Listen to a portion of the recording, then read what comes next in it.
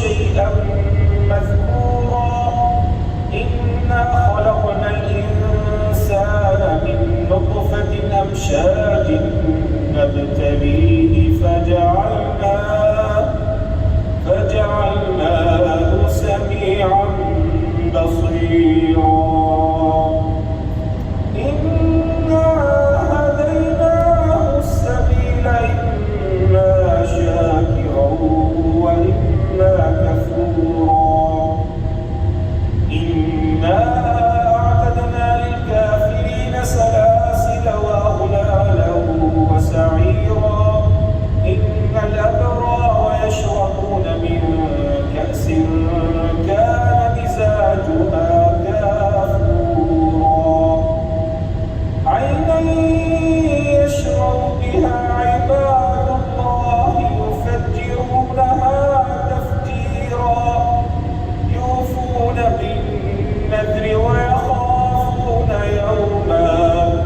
ويخافون يوما كان شره مستطيرا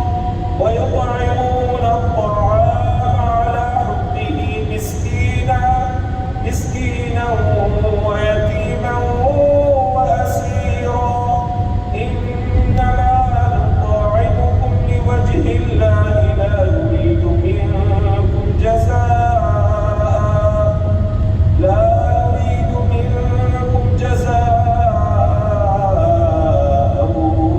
ولا شكورا إنا نخاف من ربنا يوما عبوسا قمطريرا فوقاهم الله شر ذلك اليوم ولقاهم نضرة وسرورا وجزاهم بما صبروا جنة وحريرا متكئين فيها على الأرائك لا يرون فيها شمسا ولا زمهريرا ودانية عليهم ظلالها وذللت قطوفها تذليلا ويطاف عليهم بآية من فضة وأكواب كانت قوارير من فضة قدروها تقديرا ويسقون فيها كأسا كان مزاجها زنجبيلا عينا فيها تسمى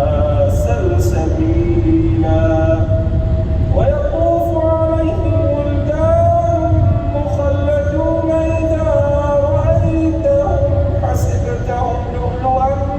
منثورا وإذا رأيت ثم رأيت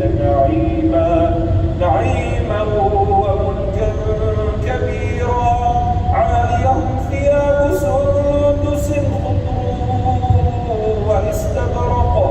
وحلوا أساور من فضة وسقاهم ربهم شرابا طهورا إن هذا كان لكم جزاء وكان سعيكم مشكورا إنا نحن نزلنا عليك القرآن تنزيلا فاصبر بحكم ربك ولا تطع منهم آثما أو كفورا واذكر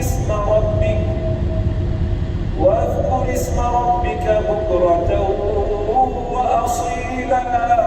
ومن الليل فاسجد له وسبحه ليلا طويلا إن هؤلاء يحبون العاجلة ويذرون وراءهم يوما ثقيلا نحن خلقناهم وشددنا أسرهم وإذا شئنا بدلنا أمثالهم تبديلا فمن شاء اتخذ إلى ربه سبيلا وما تشاءون